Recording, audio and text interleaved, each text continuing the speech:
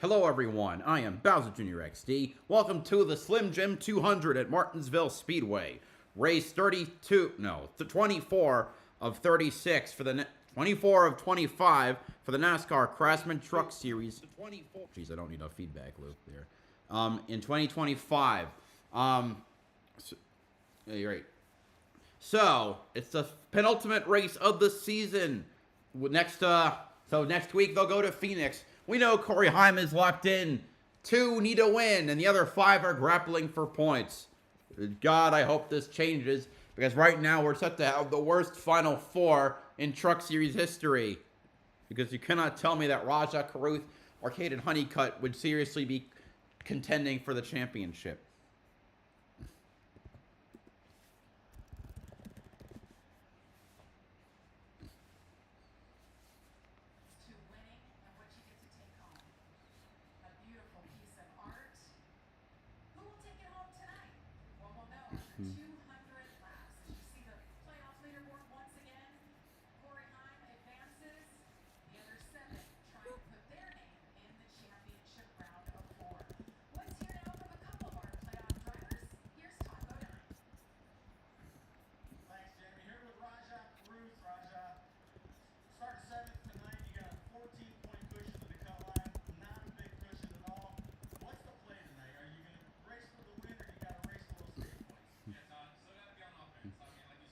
He could probably go by for stage points because he's second.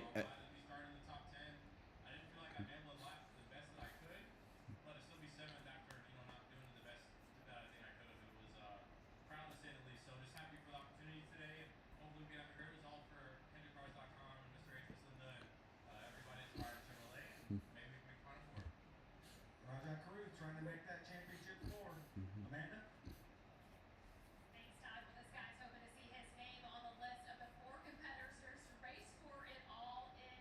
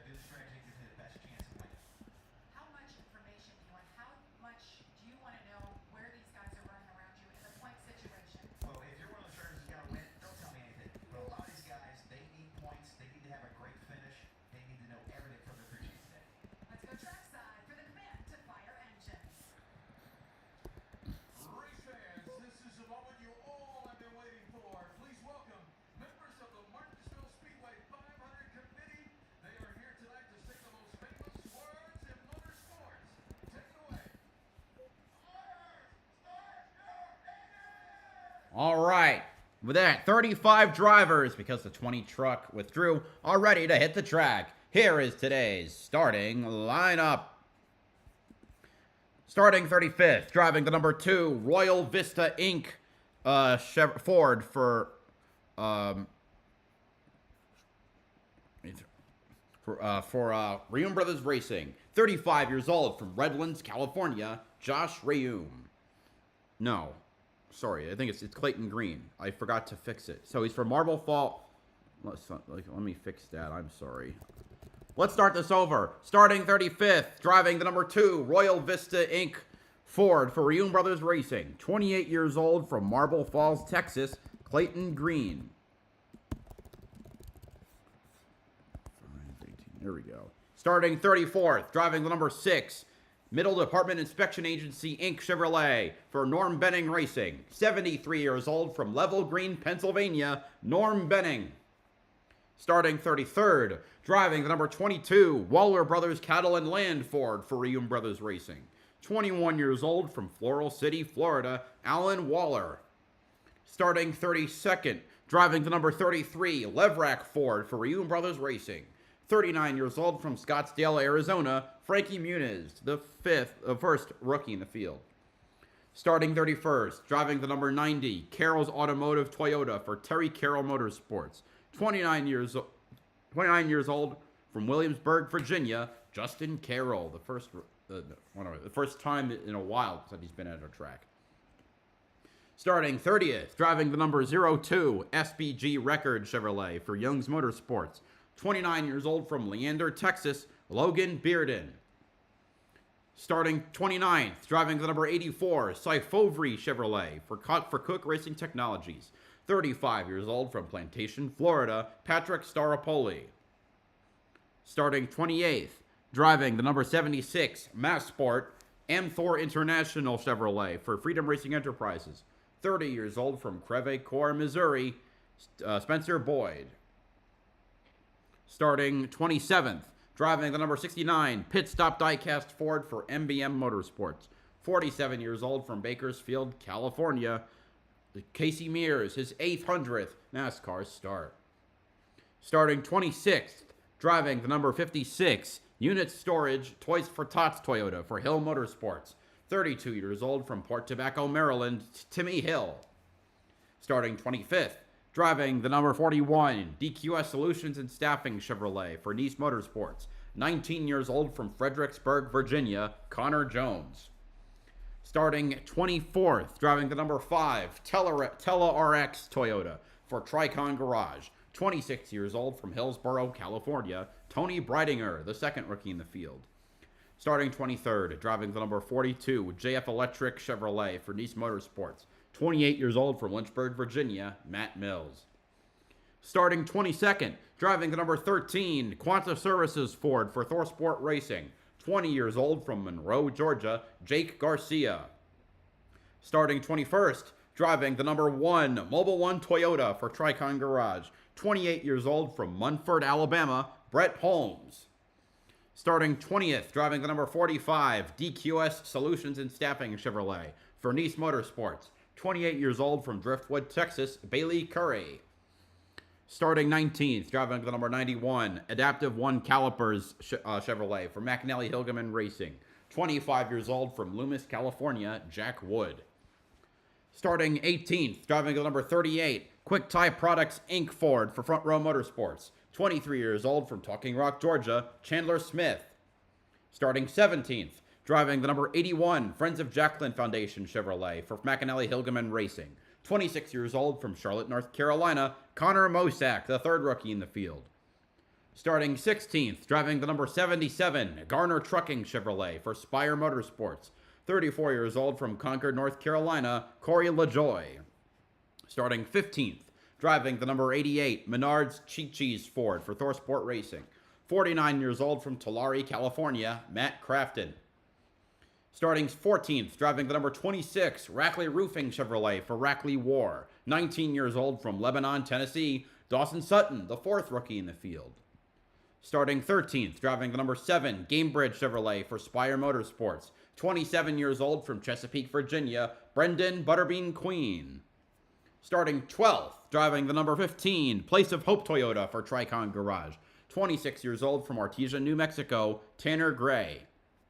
Starting 11th, driving the number 99, Overplay Ford for ThorSport Racing. 28 years old from Louisville, Kentucky, Ben Rhodes. Now for the top 10. Starting 10th, driving the number 44, Telcel Chevrolet for Nice Motorsports. 20 years old from Mexico City, Mexico, Andres Perez, the 5th rookie in the field. Starting 9th, driving the number 19, Napa Night Vision Chevrolet for McAnally Helgeman Racing. 34 years old from Kannapolis, North Carolina, Daniel Hemrick, the first playoff driver.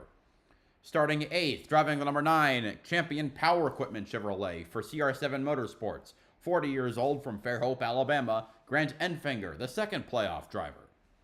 Starting 7th, driving the number 71, HendrickCars.com Chevrolet for Aspire Motorsports. 23 years old from Washington, D.C., Raja Karuth, the third playoff driver. Starting 6th, driving the number 18, Layuna Chevrolet for McAnally Hilgeman Racing. 24 years old from San Bernardino, California, Tyler Ankrum, the fourth playoff driver, and the highest of the 17 Chevrolets. Starting 5th, driving the number 52, Halmar International Toyota for Halmar Friesen Racing. 22 years old from Willow Park, Texas, Caden Honeycutt, the 5th playoff driver. Starting 4th, driving the number 11, Safelight Toyota for Tricon Garage. 23 years old from Marietta, Georgia, Corey Heim, the 6th playoff driver. Starting 3rd, driving the number 98, Soda Sense Curb Records Ford for ThorSport Racing. 31 years old from Seymour, Wisconsin, Ty Majeski, the 7th playoff driver. Starting on the outside pole, driving the number 17, First Auto Group Toyota for Tricon Garage. 19 years old from Seekonk, Massachusetts, Gio Ruggiero, the highest starting of the 8 Toyotas, the highest starting rookie, and last week's winner at Talladega. And on the pole, driving the number 34, Bare Knuckle Brawl Ford for Front Row Motorsports, with a pole time of 19.478 seconds and an average speed of 97.217 miles per hour. 23 years old from Bahama, North Carolina, Lane Riggs, the final playoff driver and the highest starting of the 10 Fords. That is your starting lineup for today's Slim Jim 200. Into the championship 4 in Phoenix. Jamie, outfitting, Amanda, thank you. Lots of Amanda We're Peterson. gonna have our Craftsman truck description for this evening. Small little track here, Martinsville, .526. This is one of the smallest tracks in all of NASCAR. Banking pretty flat, but it actually looks a little flatter than this. It's 12 degrees, concrete corner turns, and they're going to be tricky today. And then these paperclip racetrack with the long straightaway, 800-foot straightaways with very, very small corners. Quick race, Regan. How about the race analysis? Oh. Race, and when we look at the stages of what's going to take place in this race, it is going to go rapid fire for these drivers and crew chiefs. We've got stage 1 is 50 laps, stage 2 50 laps, final stage 100 laps. But I want to focus on right here is the end of stage 2. That's when we anticipate most everybody to make their pit stops. If you're pitting before then, you're getting off sequence. You're trying something different. So a lot to keep an eye out for tonight. Fuel should not be an issue. If it is, then something crazy has happened. We like to hear that. Well, we'll have 2 onboards taking you through the field tonight, giving us all the action from the driver's seat. See the 52, Caden Honeycutt starting 5th. And the 98 of Ty Majeski starting 3rd. I wasn't real happy with that truck earlier, but they threw everything at it. I have no doubt they figured something out. And I think when you've got a driver like Ty Majeski, as good as he is on the short tracks, and Joe Shear Jr., his crew chief, All right, lights off the pace truck. Next time by, it'll be, changes. I think a big part of that was to learn what they were going to have for they'll go green. Ellie made it better than what it was at the start of practice. Really curious about Ty. I think a lot of people, myself included, think he might be the best short track racer in the country, and he's going to have to show today in a pivotal moment for his career.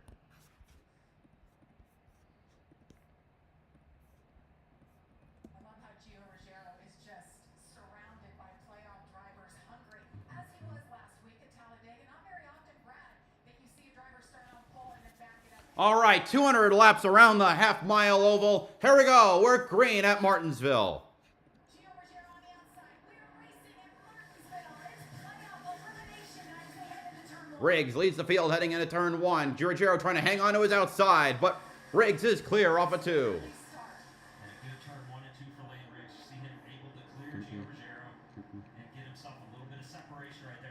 exactly how you want to see that go if you start from the first spot. See Caden Honeycutt on the inside of Tyler Ankrum. All the playoff drivers started in the top 9. Playing nice on this initial start so far, JB. You don't see anybody So making it we'll see if anyone can, if any of the drivers who started below can carve out a good advantage. Riggs and Majeski, who are within range of getting into the top and getting above the cut line, are first and third right now. These two are really close in points. 8th and 9th need to win, and those referring to Enfinger and Hemricks, currently 8th and 9th, but they got a ways to go. Real bright. You see the pylon on the left. All the drivers highlighted in yellow. Those are playoff drivers. And yes, they did their job. They all qualified within the top 10. And you see Corey Heim in green. That means green means go on to the championship for next week in Phoenix. Enfinger doing a nice job to find his way back down to the bottom right there. You don't want to get lined up on the trucks on the inside and get yourself stuck on the top. So good work by he and his spotter to get down there and not lose any spots through there. Interesting the story the top of 9 said about Grant Enfinger, and they found that issue mid-practice. Craftsman and Perez bit of contact. Tonight, and it appears right now that Grant's not having trouble with that, but you want to make sure that it doesn't creep up at some point during the race. Like what I see on Backcraft right here, he's kind of carving his way back through. He had a great practice, was one of the fastest trucks in practice. Did not have a great qualifying run. How much would it mean to him, Brad? His final year. 3 wide at Martinsville. That's a Crafted turns Andres Perez. Andres Perez. Contact. Caution is out. Just 7 laps in here. That was pretty significant contact to the left front for Andres Perez. Yep. And I know he'll be disappointed. Had a pretty good day going up until this point, practice and qualifying. And It's lap 7. Good God. Not going to be the same after that contact. Battle for 13th here. And you can see it coming with the 3 wide move that Connor Bozak started. 3 wide does not work at Martinsville. Come together here at 3 and 4. Perez is going to get the worst end of this. Rider caution at Martinsville for the first time.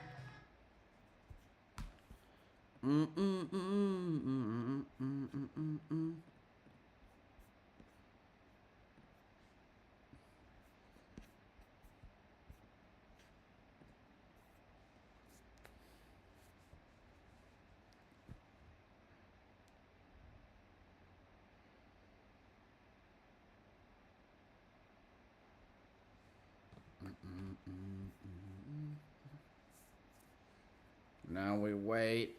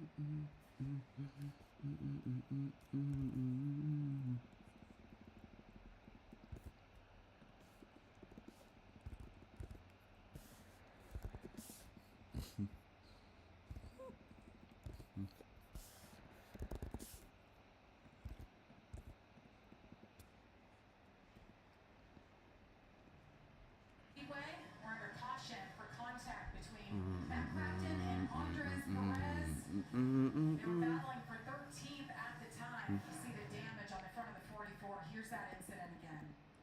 So Connor Bozak gets underneath both these trucks. Entering turn 3, as you can see, Matt really couldn't get any lower. And I don't know if Perez didn't know he was 3 wide or just was trying to squeeze it a little too tight, but he certainly gets the worst end of this. I think it's just early on in the race in Martinsville.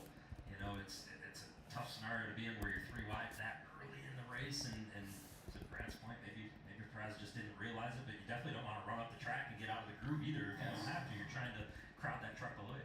5th straight race this season. We got a caution within the first 10 laps.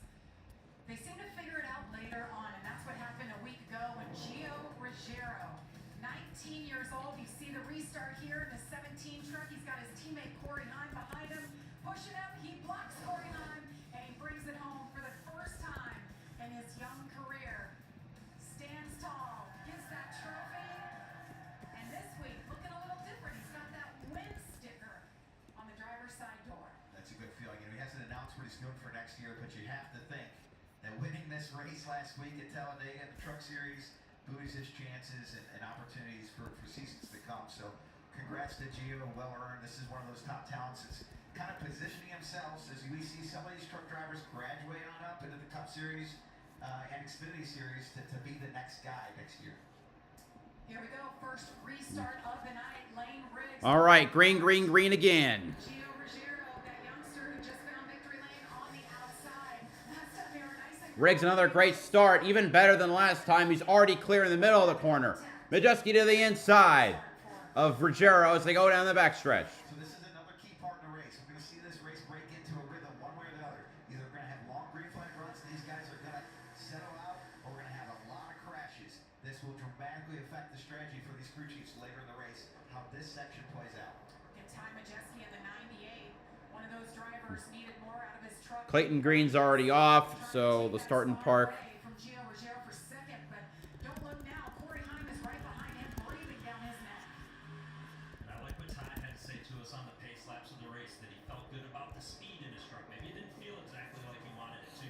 But Brian, how many times have you been in a race car that maybe didn't feel good but was really fast and you found a way to make it work? Yeah, you know, practice and racing are not the same thing, Regan. You know this very well, that sometimes a race car that doesn't feel the way you want it to feel in practice is really good in the race. You know, as the tires wear, different elements come into play. And vice versa. Sometimes you're just a rocket in practice, but you're not really adept for the track as it changes. So, wanted to see which one Ty has today.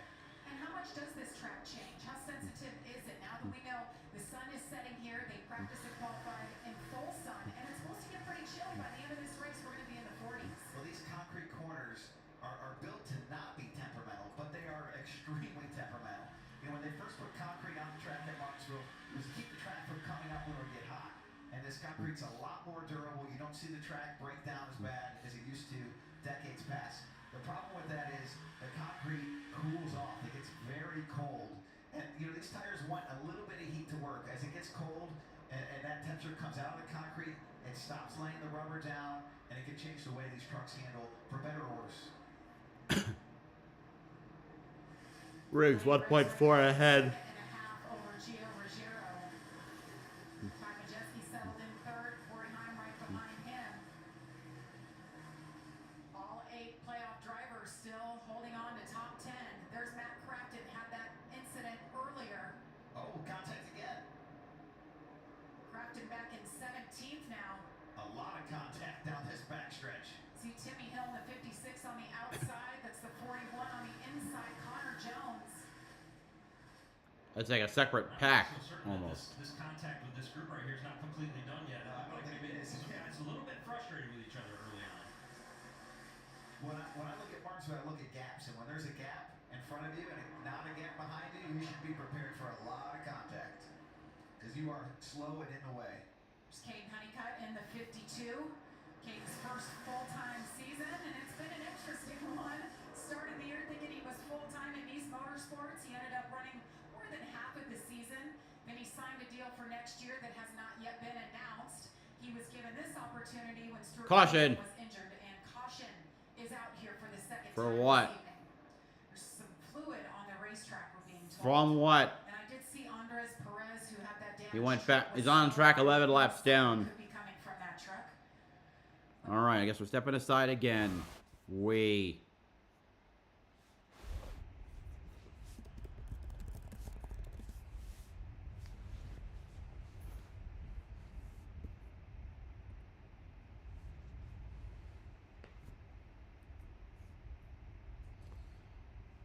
All right, so I guess I'll come back for the restart.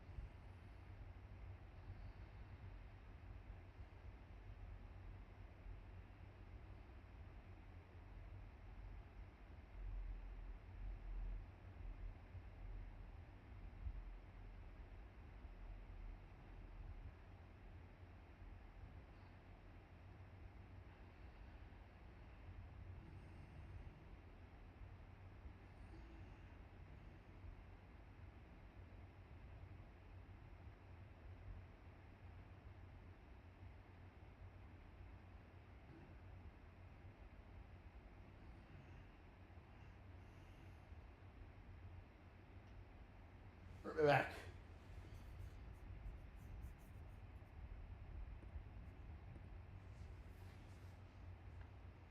What you're doing? Well, I think Joe Shear right now, you keep your driver as you possibly can. You tell him we're going to work on it when we do get the pit stop. Even if we only get one chance, we will work on it. And you do everything you got to do to keep him focused on staying in the position that he is right now. These two have that dynamic relationship, so much mutual respect and understanding. That man right there can give a truck to Ty Majeski before this thing is over. That will be turning. Absolutely, he's one of the best crew chiefs in all the garage. So let's see what this night brings for him. I like how he chose the outside on this restart. This will be interesting. Lane Riggs has had 2 or 3 great launches in a row, but he hasn't gone up against Ty Majeski on the front row yet. So this is a change of pace for him. Yep, Gio Ruggiero behind. Second restart. Green, green, green. Lane Riggs, Ty Majeski. Bad restart for Lane Riggs. The inside of the lane locks up. Did he miss a shift? Meanwhile, we've got a new leader. Majeski, Heim, Ankrum, Enfinger, the new top 4. Oh, that was huge.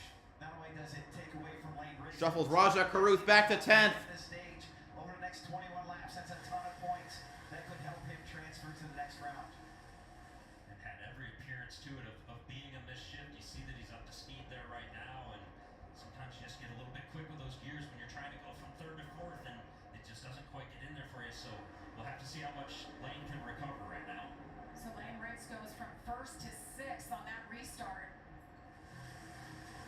There's Butterbean Queen in the 7 truck. Just locked up the ARCA Menard Series Championship as we take a look at the restart once again. That should be where he's shifting from 2nd to 3rd. So it must have been a shift issue. We'll have to wait to hear back from the team to know fully, but that's a big mistake. And moved that whole inside line back.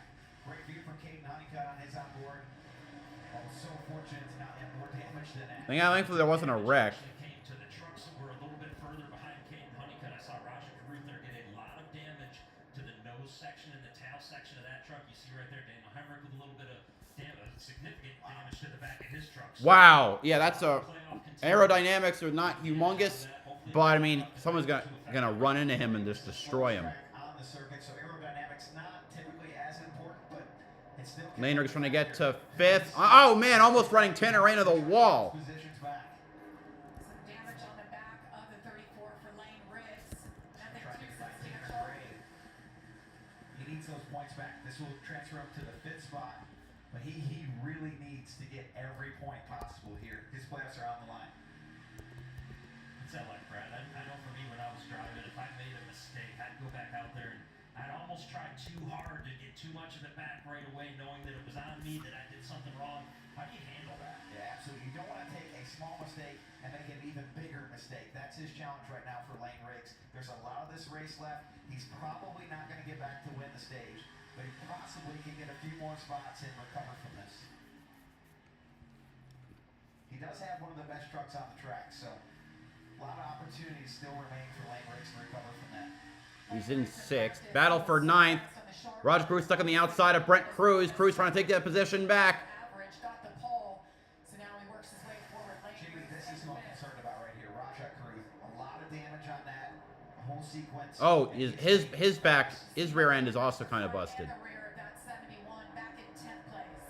And I know we mentioned that it's the slowest track on the circuit. The aerodynamics maybe not quite as much of a big deal here, but you see that hood buckled up, Brad. That's pretty significant damage. I haven't seen the hood buckle. Back to the back of the hood like that. That's Ben Rhodes trying to get him for 11th. You see the brakes already blowing on this truck. I'm sure it's not handling the same as what it was before. He is in full-on damage control right now as he's bleeding spots. And this is the battle for 10th. Right now, Raj in a position to get 1 point right here. If he loses his spot right now in this battle, to Ben Rhodes, Then he clear down. Force his crew chief into Not yet. reconsidering his strategy. We might need to pit here at the end of stage 1 and try to figure out a way to get track position. And you see that playoff bubble there for championship 4 right now. Raja 1 point out. He came into this race above the cut line, but to your point. All right, he gets Rue that 3 one clears, passes but and he gets that extra point that puts Lane Riggs outside looking in. And keep an eye on that playoff bubble, because I got a feeling as the night plays out, that's gonna shuffle around more than the balls in a lottery ticket thing. It's gonna be all over the place. And a big benefactor in all this was Tyler Ankrum. Gained a few spots when that happened, gained a few points, added some cushion. As you can see, they run right now 15 to the good. Ankrum was entered +8. So this playoff bubble, the points as they run, if the race were to Going around Norm. This is what the point situation would look like as they cut and slice. Wow, Ben Rhodes making a really aggressive outside mouth. Ow! And that fiery Caution. The caution is out. That was... Save Norm had right there. Damn. All the way sideways, kind of corrected and didn't do a full spin. Norma, he still got it. And that was a situation of the 99 at Bend Rhodes went to the outside. They ended up splitting Norm Benning down the front straightaway, and Brendan Queen was just trying to go to the inside and follow those guys through as Norm got split, and it looked like just came together. Look at the damage. Daniel Hemrick. And Hemrick spewing water. Back in 14th right now. I think he's done. Things have gotten worse for one of our playoff drivers. Under caution, and once Oh, yeah. again for this Clip by Queen Butterbean. They check up all around him. With schizophrenia, it can feel like your symptoms decide.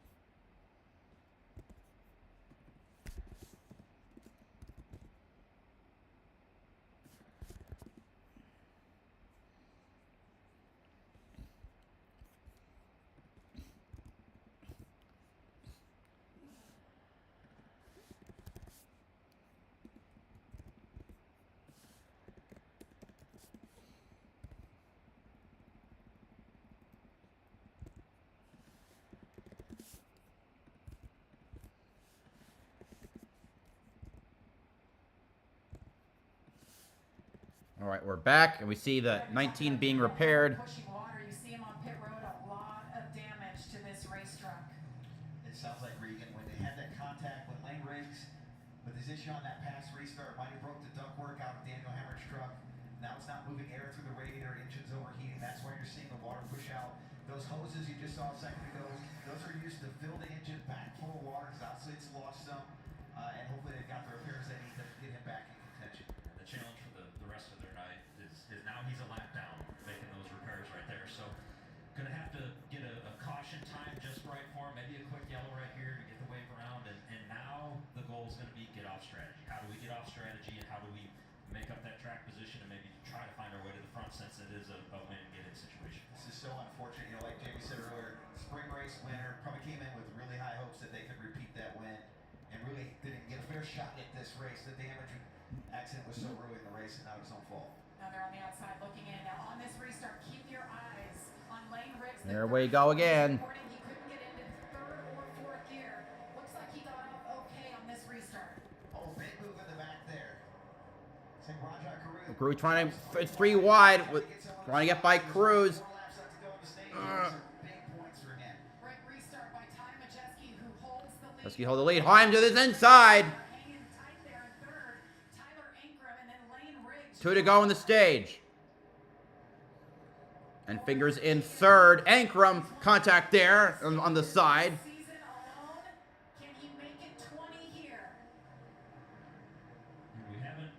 as much today. Heim makes the pass. As maybe traditionally we have, but now that the window is open for the end of the stage, guess who finds his way to the front? And that really swung the points right there. As you can see, Ty Majeski. Or still 2 to go. Okay. Hit the stage. Shifted everything. Now Raja Caruth back in the plus side here. This is going to move. All right, so last much lap of the stage. here in the stage. Final lap of stage number 1. Talk about those points. Oh, so important. Now Raja Caruth Whoa! with that Was big shaky back there. I think that was Lane Riggs and Tanner Gray. That's 2 pivotal points. Here they come off of turn 4. Heim wins stage 1. Majeski 2nd. Enfinger 3rd. Ankrum 4th. Tanner Gray 5th. Riggs 6th. Honeycutt 7th. Ruggiero 8th. Caruth 9th. Cruz 10th. Enfinger, Tyler Ankrum, Tanner Gray, 5th. Lane Riggs lost a spot there. Corey Heim dominated this race back in March when both stages had contact, though did not get the win. Can he do it tonight? Will it be Heim time again? We'll see. Plenty of racing still to go.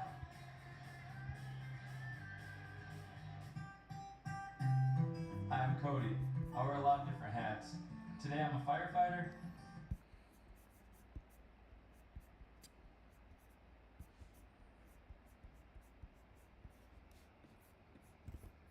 Okay. All right, Majeski got 9. Okay, Enfinger got 8. All right, Ankrum got 7.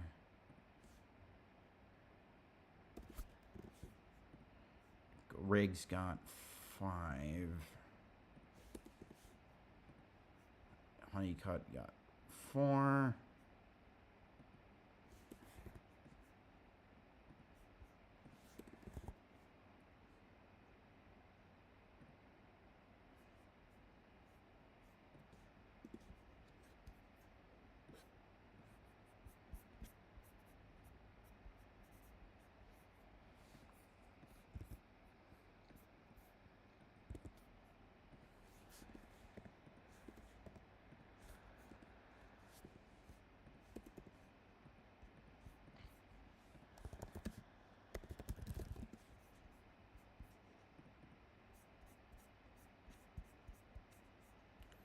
Honeycutt's best finish is 14th and 10th. Majeski wins tiebreaker.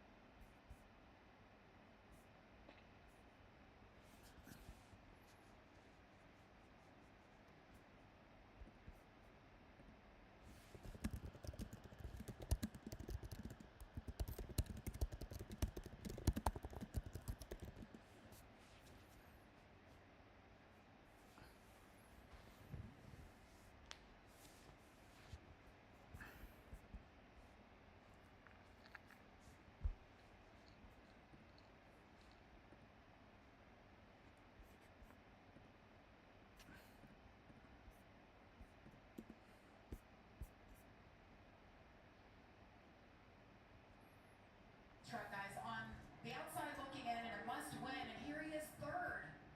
Seems like we didn't talk about him at all, Jamie, and just you see that truck perfectly clean, has found his way to the front right there. That's exactly what he needs to do. If you're the rest of his competitors, don't even let him sniff the lead, right? You want to keep him back there, keep him behind you, and he's found a way. So far tonight, Lane Riggs led 27 laps until his restart issue couldn't get it shifted into 3rd or 4th gear. Ty Majeski led 20 laps. Corey Heim, the last 8 laps here. That mistake, as we see pit road opening up, you're going to see different guys flip the stages here. So you got the 7 truck in, 1 truck Brent Cruz, had some damage on the left side. Half of the field, maybe more than half, has damage. Jack Wood on pit road. And as we look Donut at the scrapes possible against the strategies wall. This is one stretch.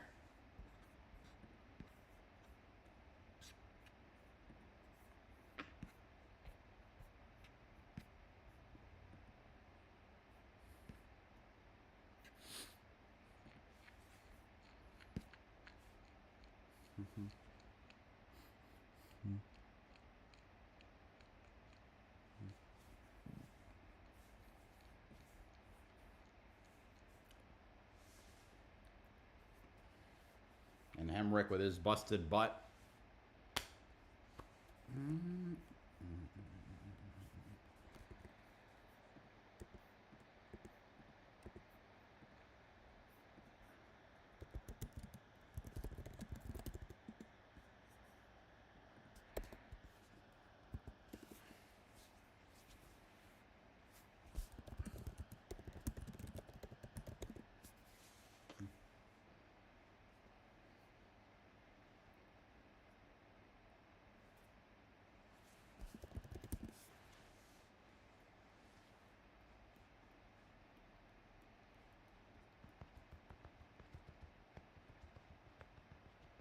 Oh, Poppy Bank is still with Hemrick. Interesting. I didn't know that. It's on his deck lid.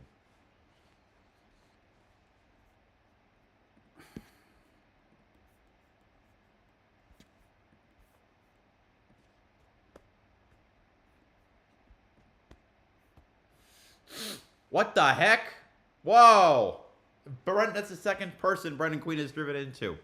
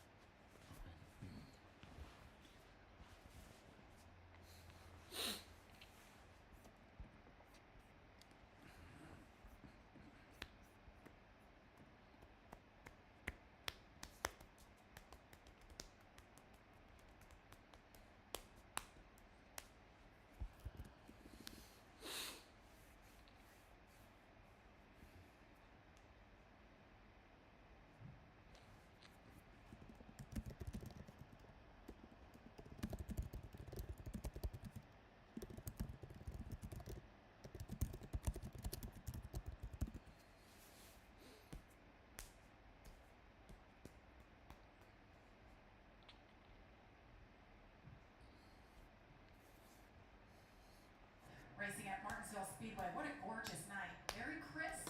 Should be down in the 40s by the end of this one.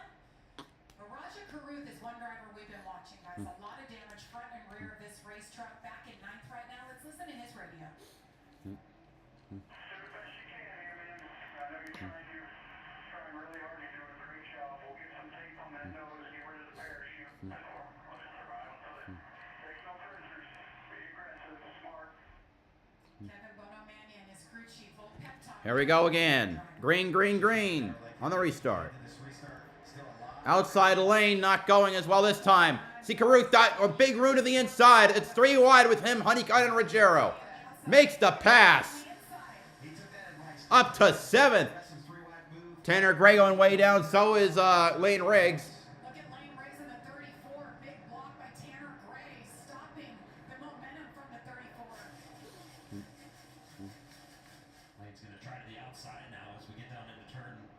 1 and 2. Curious to see if he's able to get enough drive off the corner to stay side by side and possibly make this work. That could open up options as the race goes on these restarts for guys if they see it work for them.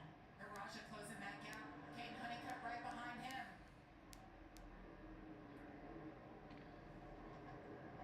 Tyler Ankrum in the 18 guys just minding his business, nice and quiet. We haven't talked about him a whole lot, just running forward, doing what he needs to do in that 18 truck. And Jamie, I think that was really the big winner from stage 1. When you look at the points and where things were stacked up, how they were stacked up, he did exactly what he needed to do. Again, another truck that looks to have minimal damage from, if any damage from that stacked up. Just keeping his nose clean and running a smart race right now. That's good. If he can do that for one more stage, he'll have a little buffer going into stage 3. Great battle here. Lane Riggs was able to clear himself from the outside lane against Tanner Gray. That just shows how much speed is in that race truck. If he can make moves like that, he's got the opportunity to drive up to the front and win this race. See all the drivers highlighted in yellow and in green. 7 of our 8 playoff drivers in the top 8. Meanwhile, Daniel Hemrick had to come down pit road again for more damage assessment. He is a lap down once again.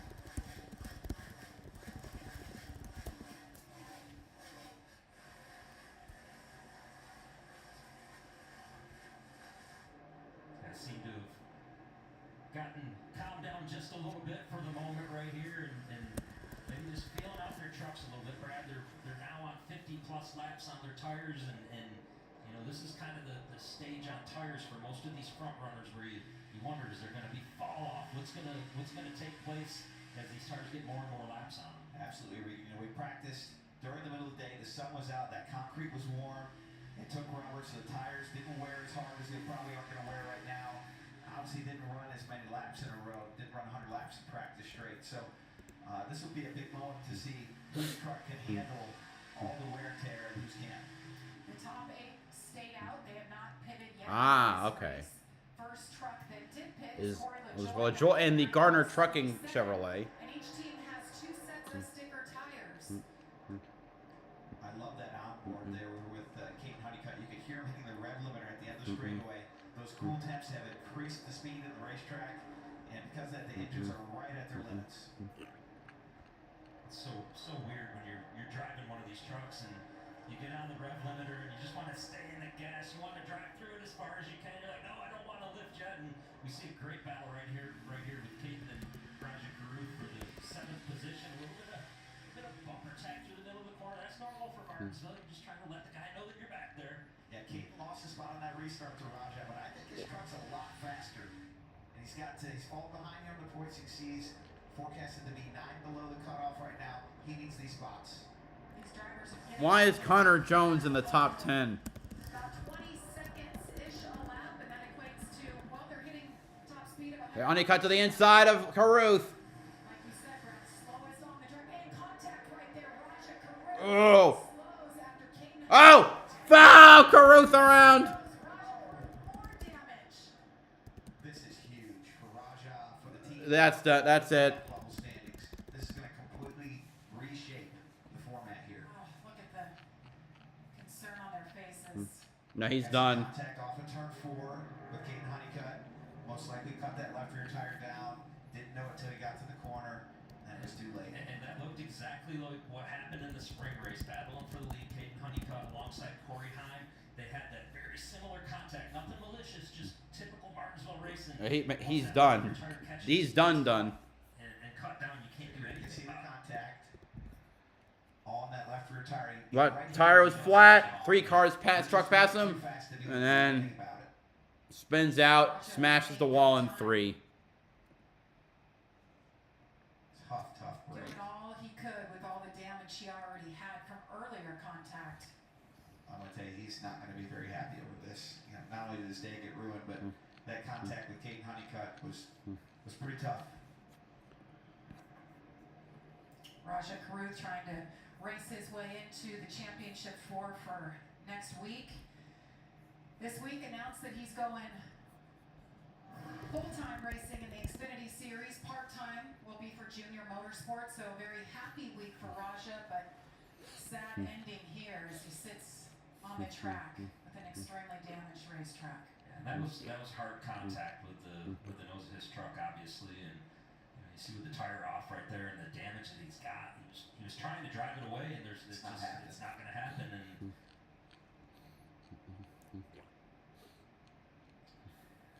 So we're under caution here in Martinsville for the 5th time tonight after damage to Raja Caruth. Yeah, well, the 71 will not make the 71 will not make the playoff. Will not make the Final Four.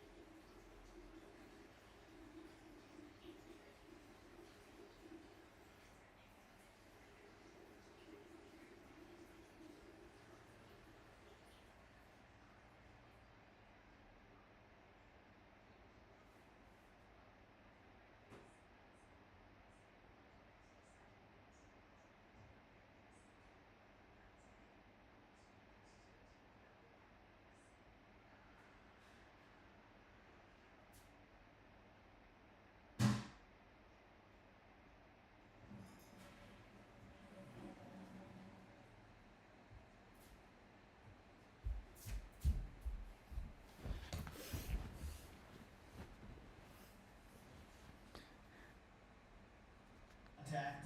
Unfortunately for Raja, like you said, the contact was just in the wrong spot. That exhaust pipe against the tire, it was over.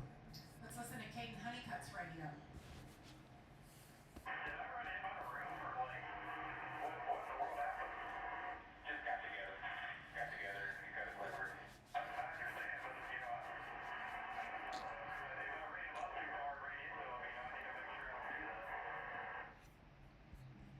and I think Caden's trying to reference for later in the race, like did I run him off the track or did I not give him enough room? And I stand by what my initial eyes told me was that is Martinsville, that is short track racing right there, and you know now there's a certain element that you got to refocus your driver if you're Caden Honeycutt spotter and team, refocus your driver also. Okay, task at hand still, that's behind us now. We got to look forward. Yeah, now we're looking at the points as they run right now. It's a tie for the transfer. Caden Honeycutt, 0-point difference between him and Lane Riggs. There is a lot to race for Caden Honeycutt. He's going to need, to your point, get refocused on the task at hand to try to get this truck to the next round in Championship 4 in Phoenix. As we get ready for this restart right here, for whatever reason tonight, when you go back 4 or 5 rows in the pack, we're seeing those bold moves. We saw Raja Caruth do it on the previous restart, being able to go 3 wide. It just appears like there's a little more jam up than normal. as they're going into turn one, and we're going to have to keep an eye on that for the rest of this race. It seems to keep on happening here. So Raja Karuth, the first of our playoff drivers, out. Daniel Hemrick back on the lead lap with a lot of damage. And here we go for the restart. Corey Heim. Bad restart again for the outside. Enfinger, see if he can get by the 98. But he's got to win this race to advance.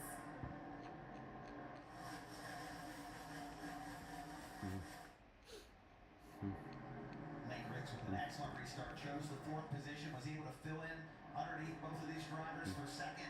He might take a look here for Riggs trying to find a move. Ow!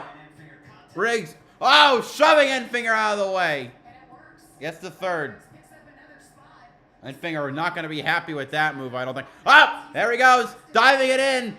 Driver with the fastest lap picks up an extra point. And Yeah, he's too nice to wreck him, though. making it to the round of 4. And I like what Lane Riggs did going into turn 3 there. Grant was getting ready to repay the favor. He knew it was coming. Gave him a little bit of room. Just, here's the bottom. Yep, I know that I got into you some right there. And live to fight another lap. That's a big sequence. Like I said. Connor Jones is in 8th place.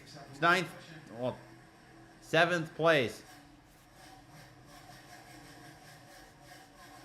Corey Heim continues leading here as he's led in every single race this season.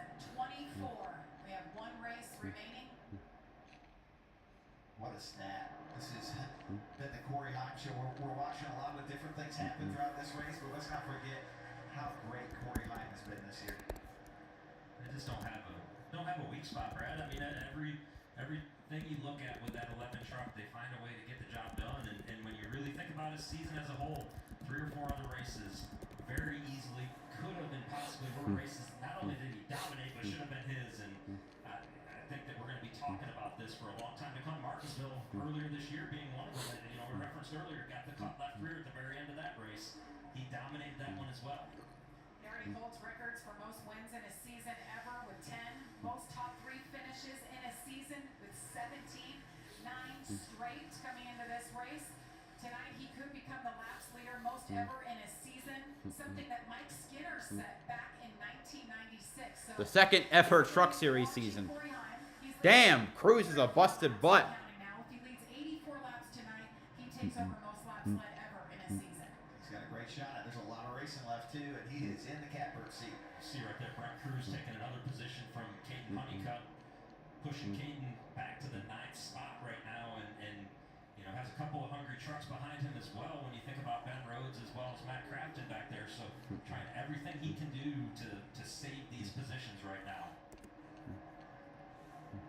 Brett Cruz got roughed up earlier. Might have been a damage on that number 1. Honeycutt sending it in on Jones. Last time we saw him Oh! at the Roval just 2 races ago, had the race of his career, led the most laps, dominated, sputtered for fuel the last couple of laps, had to pit, was able to come back and finish 2nd.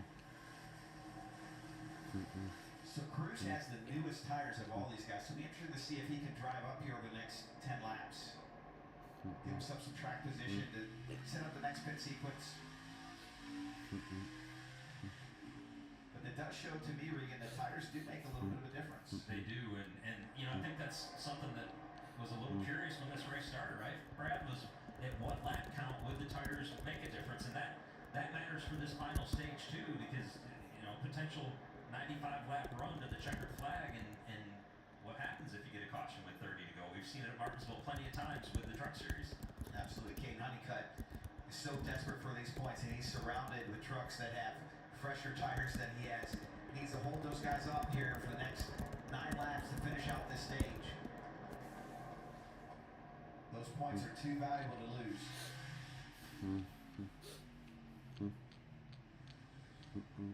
Kate Honeycutt making his way around Norm Benning. Just behind him, a couple of teammates battling for a top 10 with Ben Rhodes and Matt Crafton. The good news for Caden Honeycutt is we ride along with him right here. A little bit of separation from him back to Connor Jones right now, which would be the next truck coming with those tires, with fresh tires. So if he can just keep that 2nd interval that he's got right now, then get through to the next yellow and come get your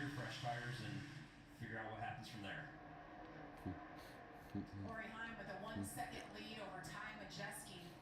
Been watching the lap times here. The top three trucks have been running within hundreds of each other the last few laps. These guys are very evenly matched.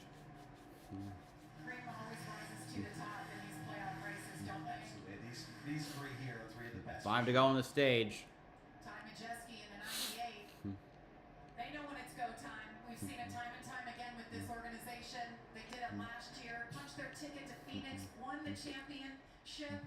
Looking to back that up here. And Ty has been so consistent through the playoffs, and I think Talladega without getting the stage points with the troubles they had there, but still finding a way to get the result, finish in third place. But he has been super consistent and running inside the top 5, as much as anybody right now. 10 straight top 10 finishes for Ty Majeski. The one thing that I'm so curious about is the fact that he has not gone to victory lane this year. That's just surprising. Thorsport hasn't won a race this year. It'd be their first winless season since 2007. This just doesn't seem right? The champion from last year hasn't won yet. We've come to expect that out of Ty in that 98 team. And he's talked about it. They haven't had the season they expected. However, when it came to playoff time, I mean, I just said it. He's got 9 straight top 10 finishes, 10 straight top 10 finishes. Yeah, when you look at Ty, his entire organization is winless. So I wouldn't say it's just his problem. It's a problem for all of them. Matt Craftsman is not having the year he's wanted. Ben Rhodes, the same story. So some work to be done there for sure.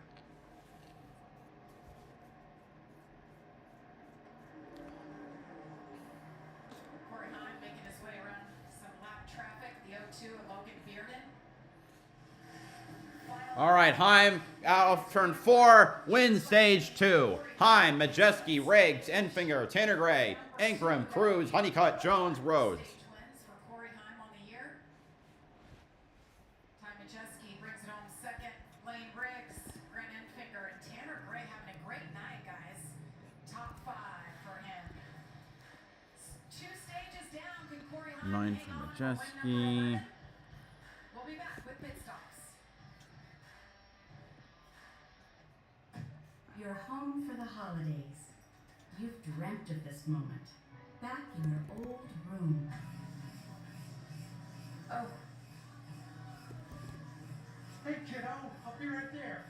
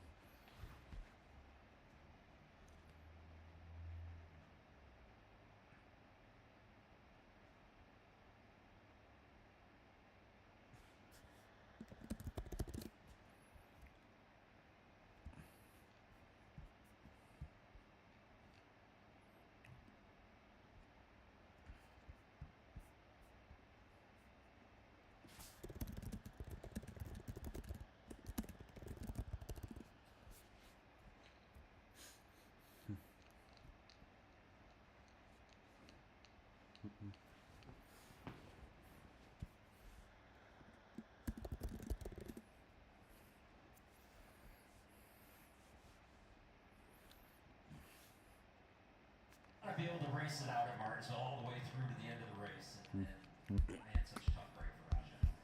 So the top 6 drivers have not yet pitted tonight. Pit road will be open next time by.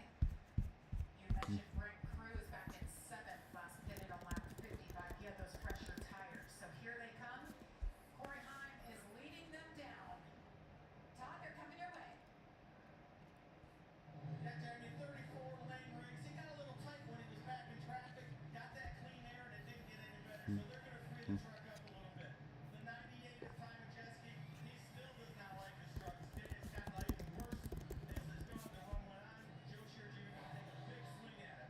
Amanda? Nancy Keller even pulling in there, and he talks about how this playoff's been a haunted house. Well, he survived the boogeyman so far here, but he's struggling with a tight truck out there. It's going to take Tigers on that 18 and then up Caden Honeycutt. It's been a tight truck for him as well, but biggest concern out there, he said, I cannot get this throttle down. Guys, he said at the top of the race, I have to stress patience. And Regan, as you just said, it's been chaos out there.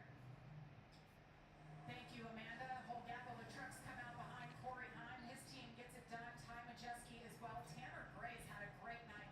Improves 2 spots with his pit crew. See, Caden Honeycutt's team got it done. Lane Riggs, though, loses 2 spots. And guys, he didn't have a great pit selection because he didn't qualify last week at Talladega. Yeah, another truck with trouble on pit road. You see Tyler Ankrum right there. Looked like they were having some trouble on the right front initially. Not sure what caused him to still be on pit road right now there, but tough break for him. He's done everything right up until this point. And to your point, Jamie, lost the pit selection for Lane Riggs. Had a little bit of a slow stop on the right front also watching them, but what I really took away from that also is you saw the opening for him because Roger Cruz no longer there. Let's take a look at that pit stop you just talked about. Watch the right front. Looks like it won't quite come out or go back in here. Wow. The tires hitting the fender. You see the fender buckling right there. Just can't quite get it up, get it onto there. And the Jackman was struggling to get the tire inside there. I don't think that was Jackman's fault. I think the clearances are just a little bit too tight. Same problem here on the left front as well. He's asking to jack it up just a little bit higher. Oh, the pit And the pit top gun brakes. broke. Oh my goodness. And like you said, Regan, Tyler has done everything perfect in this race. Now he's got some adversity here. He still has a point gap to work off of, but it just got a lot smaller. Guys, Raja Karuth is out of the race and out of the medical center. He's with Amanda. Yeah, Jimmy Nancy walked over to the interview, kind of shrugged his shoulders and said, it happens. I know you've seen the replay at this point. Walk us through what happened. Yeah, I mean, I was feeling really good about our chances. Our HinderCars.com Silverado was turning very well tonight, and it started with the 34 missing the ship on the restart and knocking the nose up, and kind of was battling the handling from that point. And obviously watching it here, it's just racing. I know it wasn't on purpose. You've seen it. I mean, he did it to Corey Max, did it in the spring, and tough guys have done that same thing. So it obviously wasn't on purpose. Just bummer it was me. So it's yeah, heartbreaker for sure. I think we were in a really good spot. But it is what it is. So we'll keep on pushing, and the sun will still come out tomorrow. It sucks now, but yeah, it's part of it. See you, Phoenix. Yeah. Great attitude. I don't think I could be that way and speak that well after such a hard I know I couldn't be. I'll tell you that. I'd be pretty hot right now. And, racing is a very difficult sport. You don't fully control what happens to you. And some things happened outside of Raja's control today. And that's tough. I think we've come to expect that out of Raja though. He just So Ankrum is. does the right Oh way, and Jesus. does things the right way. So unfortunate for him. We definitely wanted to see him have a chance as we see the choose taking place again right now. And this field is going to be completely mixed up, Brad. We've got the top 9 trucks that are going to be on older tires that stayed out after pitting earlier in the race, and your trucks that are leading are going to be starting to take place on that. This is you talk about is it ready to start here? You got to find a way to get through this cleanly and not tear your truck up as the field shuffles out. Absolutely. Even points here, as we look at our cutoff line with the 34 to 18, 52. Points are super, super close right now. You've got to be so careful not to get torn up and your way through the field. And Tyler Ankrum, we don't even see him on the left side of the screen right now. That's because he's in 21st. A lot of ground for him to make up here. A lot of spots on pit road. Here we go again. Cruz in the number 1. 89 to go. Green again. At Martinsville. Corey Heim down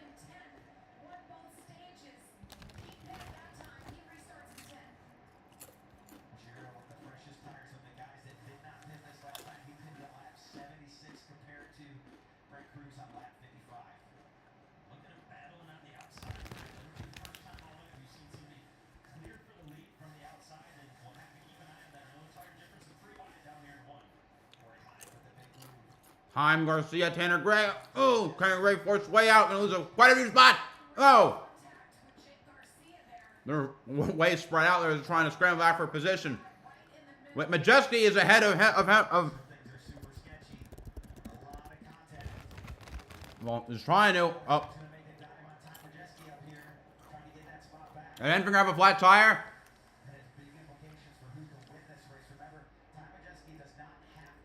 Majeski's stuck on the outside right now.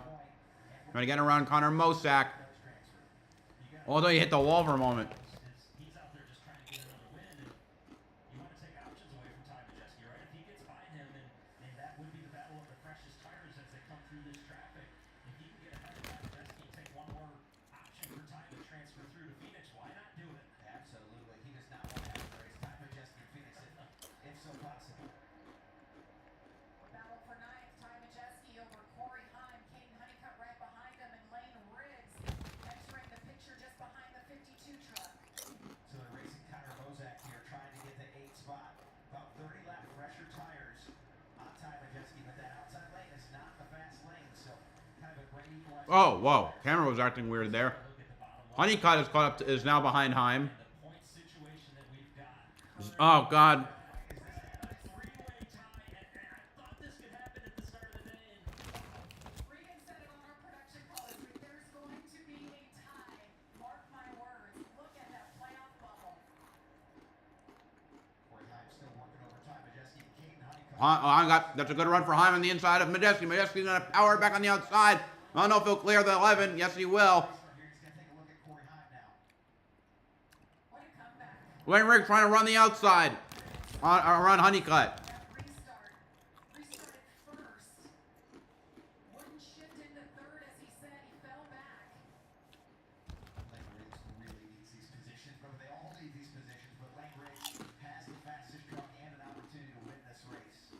Just a reminder, the drivers in yellow in the pylon are the playoff drivers. Corey Heim in green because he has already advanced to the round of 4 in a week from tonight. Meanwhile, Gio Ruggiero, we talked about momentum earlier, Regan. You're a big believer in it, and so are a lot of race car drivers. Gio unsealed it last week, getting that first win, and here he is leading at Martinsville. and just that confidence and that weight off of your shoulders from getting that first win, Jamie. It can continue. Battle up front. There's Ruggiero and Brent Cruz. Cruz almost won the Roval. Into the offseason in particular for him. I really like this position, and he said not just as the leader. Of course, that's always a great place to be in. But Look at that. Look at the ash of the one. It's so broken. Also, Heim passes Majeski. as hard as these guys are racing, so he's able to take care of his stuff. He's in a great position. Amanda.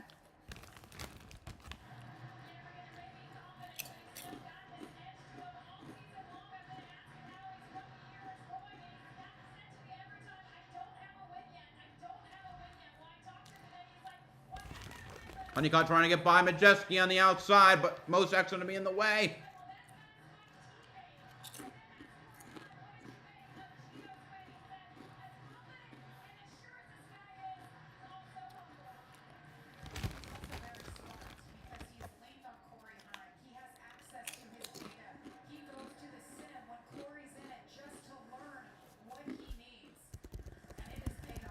Absolutely. And on the other side of the screen, we're watching something that's not paying off. Caden Honeycutt got trapped behind the 81. He's going to fight really hard to get down in front of Grant Enfinger. That was an important moment. He was bleeding out some points here.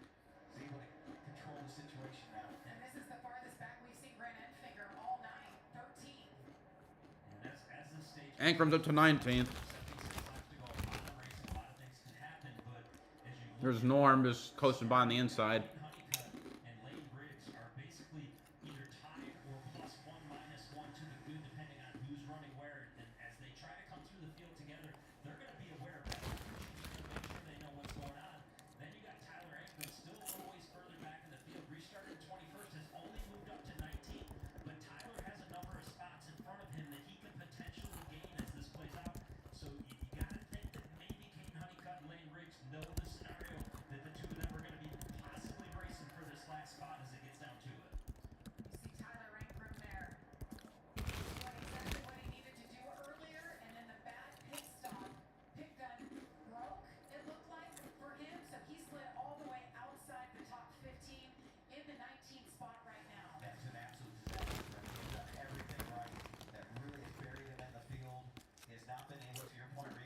Right now he's behind Ben Rose. Can't make a pass. Left, but if that's what eliminates him for the playoffs, that is another tough way to go out.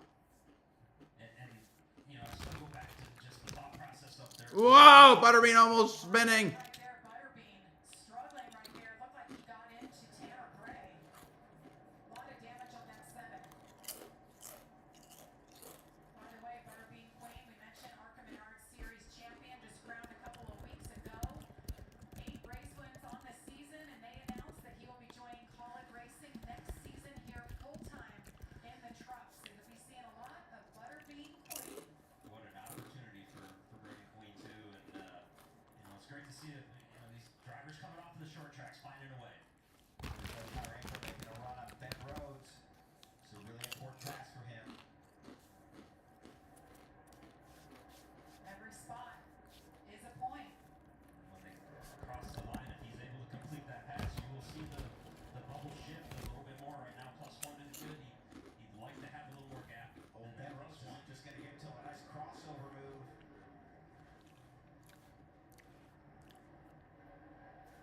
Lane Riggs. Riggs on Majeski. Oh! That was a right a bump. That's another important pass, right? He gets him. Riggs passes Majeski. Trucks that he's on equal tires too. Moves himself up. How about Daniel Henrik? He's been He's just holding on, but he's not going to make the last or end of the race. He's hanging on for dear life in 8th place here. A lot of fast trucks around him. It's going to be very difficult for him to win this race, but you got to appreciate the effort.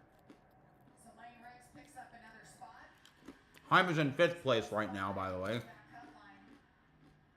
3 wide into turn 3 here, and we're gonna make it work out. This is where, if I'm Joe Shear, I'm Majeski's crew chief, I'm telling him, hey, look, I want you to win the race. We all want to win the race, but you don't have to win the race. You're in a good spot right now. Don't get yourself in trouble. Avoid any self-inflicted harm that you can possibly avoid. That's what he needs to know right now. How much of that do you like to know, Brad? You've been in these situations multiple times. Well, I want to know every second of it, right? Because your mentality is very dynamic. It's changing based on your situation, and the situation has changed for Ty Majeski. He entered this race needing a great day. He doesn't need a great day anymore. He needs a good day. Right. That's what his crew chief needs to tell him. Kate Cunningham at 52 just picked up a spot. Here comes Cruz to the inside. Outside by 1. Bring it on with you. Brent Cruz takes the lead for the first time tonight. Works his way through some of this traffic. He's been back and forth with Ben Rhodes. He's got Queen in front of him, Knox Butterbean Queen. Brett Cruz now leading. Watching these 2 drivers, both Toyota development drivers. Brett Cruz, 17-year-old from Hickory, North Carolina, leading right now. And Jamie, Brad's pointed out a couple times this tire situation there, which makes that pass by Brad Cruz even more impressive with the raw new tire. He let them hold their tires. Some of those were under yellow, but it still matters. And he stayed right there with them and waited until he got the opportunity. 63 laps to go here. Brent Cruz continues to lead over Gio Ruggiero. We'll step aside. You won't miss it. Hey, we're going box side by side. If Cornell suddenly had Tom Brady's football knowledge, he would consider that knowledge a gift at first. Play action and shotgun isn't as convincing to the linebackers as the hard counts don't travel like that, you know what I'm saying? So you're gonna have the wide receiver lined up over here on the split, you know what I'm saying? They did not, as it turns out, know what he was saying. I know what you're saying, Cornell. He's free. Nobody knows football like Tom Brady. Nice. Liberty Mutual customizing. Oh, caution. Waller. Alan Waller.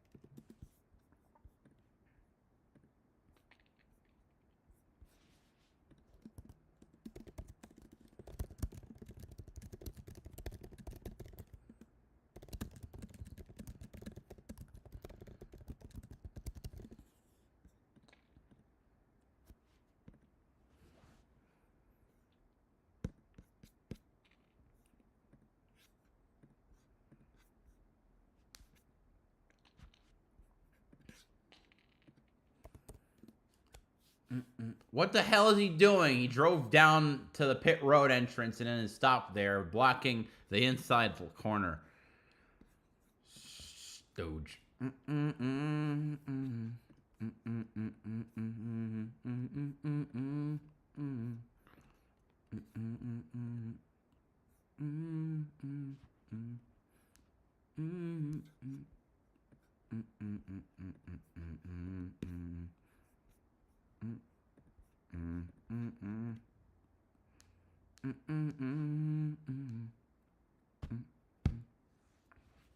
Jay Waller in the 22 truck went around, brought out the caution for the 7th time. All right, boys. Brad Keselowski, Regan Smith, put on your crew chief hats. Who pits here, if anyone? Well, luckily we're both drivers, so we may get it wrong on this when we start talking about it. But I think that if you're Tyler Ankrum back in 18th place, you definitely have to pit. Where the question gets a little bit fuzzier, if you will, is going to be up around Daniel Hemrick, Grant Enfinger in 10th and 11th. I think they come, right, Brad? I don't know what you do. If you're Lane Riggs, Ty Majeski, Peyton Honeycutt, I don't know what you do if you're those guys right there. You don't want fresh tires right behind you, but do you risk giving up the track position? Yeah, Honeycutt to me has one of the difficult decisions to make. His crew chief has the difficult decision to make in that 8th place position. You have to think a lot of the trucks behind him are going to pit and put on tires. Why wouldn't they? They have nothing to lose, and they have one set of brand new Goodyear tires on pit road. But if they don't, you're now buried, and you're not going to get back out of that most likely. And what we've seen, tires are worth a little something. Yeah, I mean, you look at the trucks, that found their way up to the track position. They found it with those tires. They were able to come through the field quite a bit early on, and we'll have to see what happens. I'm liking my spot here in the booth. This is much better than being a crew chief right now, making this decision as Justin Carroll getting the free pass. Jack Wood Wood. at 5th is the first one, and All right, 19, Daniel Hemrick. Curry, Wood, Curry, Hemrick, LaJoy. 5 as well, that's Bailey Curry. Grant Enfinger decides to stay out right there. Not So as many takers as I thought we did here. Tyler Ankrum stayed out. That one I'm really surprised by. Ankrum and Enfinger. Here's some more. Timmy Hill. They may come in. They decide against it. Daniel Hemrick. Didn't have much to lose. Like I said, he's got a set lane down here to put on. Was not in a position to play offense. Let's see what Amanda can say as well. And just watching Kevin Bellinger synchronize this whole thing, telling his crew guys, take these 4 tires, the splash of fuel, and we are off. Oddly enough, Daniel Hemrick is reporting that the balance on this truck is good. This will be the last stop for the 19, so if something's going to happen, it'll be right here. I like this big call for Daniel. Nothing to lose. Let's put my driver on offense. Hasn't been our night. Really not even from our own fault. That restart damage just put us so far behind. Hey, he's next to Mears. It's a chance to drive his way up to the front and make something happen. I love what Amanda said. All the damage, everything he's been. It's driving well, so let's put tires on, see what we can do. We'll be back. About 50 laps to go by the time.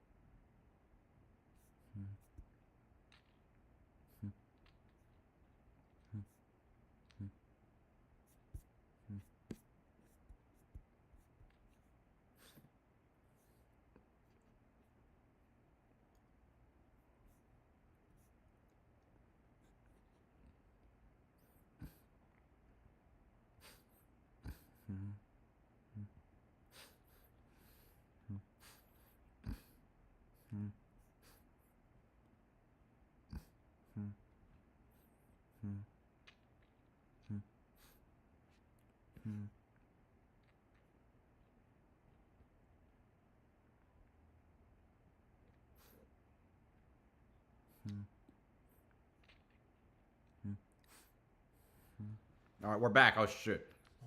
Crew's got a great restart. Chandler Smith trying to get by Ruggiero for second. Heim is in fourth. Behind him is Riggs and Majeski and Honeycutt. Who has been the dominant truck all weekend long. Chandler on short tracks, you just expect he's going to find a way to get it done at some point because that's so good on the short tracks and showing that right now. So just an update on our championship 8 contenders. Raja Karuk had severe damage. He is out of the race and out of contention. Daniel Hemrick with a lot of damage. He just came in, took his last set of tires. He's back in 24th. Tyler Ingram was expected to come in, guys, but we got word from Amanda that maybe some rear brake issues that told him to stay out on track. And by the way, 5 trucks ahead of him pitted, so that gave him an automatic 5 spots.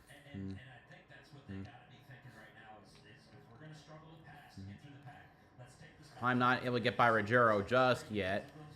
Riggs is right behind him. So this is going to be something to continue to monitor. And we know that Tyler Ingram's truck is good enough if he gets to the front. Honeycutt by Majeski. With those rear brake issues that he's fighting, that he can maybe maintain. Heim getting a little rougher with his teammate. Talking about the 52 truck, the blue one there. He really battled Ty Majeski hard. Like Ty knew what was on the line. Kind of like I was saying earlier, he just needs a good day, not a great day for Ty Majeski. And he had somebody behind him who needs a great day. Maybe not the time to block. He let him go, got back in line, lived to fight another day. Just a lot of breathing room for Ty Majeski. Right, those 5 points, he can leisurely stroll.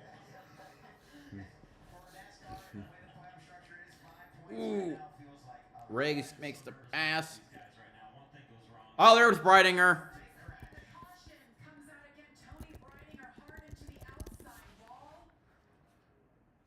Ooh, and the 84 as well. Patrick Sarapoli. Just as Lane Riggs had cleared for the 4th position, he and Corey Heim had slowly carved their way through the field with a lot of laps left and slightly fresher tires. Caden Honeycutt was all over Gio Ruggiero and Lane Riggs. Tony was having a decent race here, running 20 in. Kind of a quiet day for her. Oh, she got cleaned out by LaJoy. LaJoy. It's going to turn out around into the outside wall, turns 1 and 2. How many times do we see that at Martinsville, Brad? Somebody makes that move down to the bottom, and the truck on the outside maybe either doesn't know or doesn't have time to react to it. You get up on that curb, and as you make that dive bomb move, and the truck on the outside always gets the worst of it. Corey LaJoy had pitted for new tires. Was trying to work his way back to the field.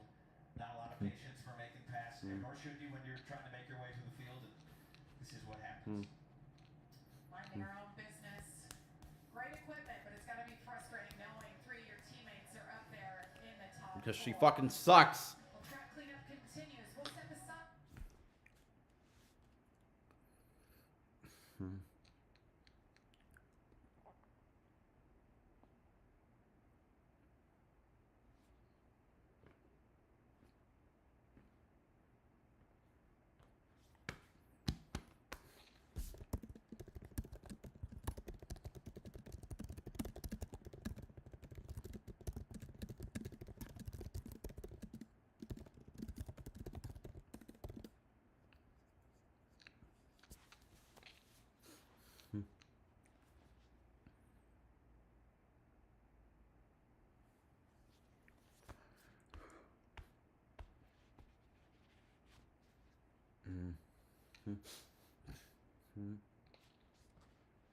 Something like that. You enjoyed the chase. You enjoyed the capture. You enjoyed the whole thing. Hunty Bundy. Street. That's what I thought it was going to be about.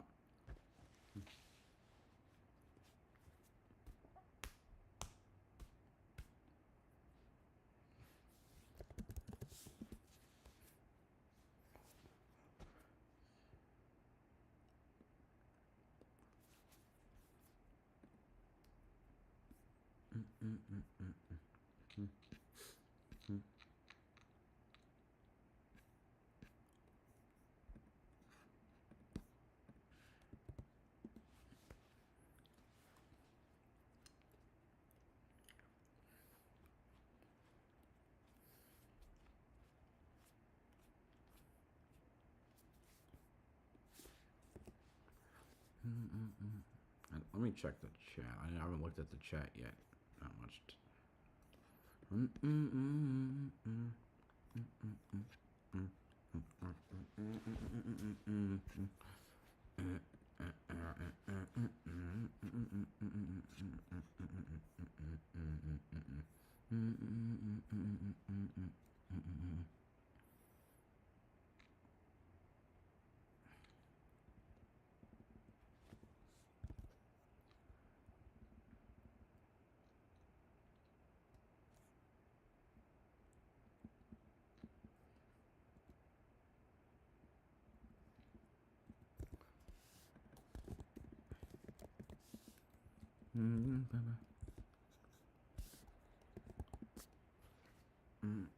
I love Martinsville. This is always one of the best races of the year. Long race, Cup Series race, 500 laps. Feels like 1,000, but it's a good one. Can't miss NASCAR race. Do you keep those clocks wound up all the time that you've got? Do you let them die down? Yeah, I've got 2 as a driver and 1 as an owner, and they're hard to keep up with. But One is an owner. I'm keeping up with this truck right now. Actually, speaking of that, When did one of his... some audio on him. Was that with, I guess, BKR, Brad Keselowski race? I can't even remember what race that would have. Logano, right. Logano won in 2015.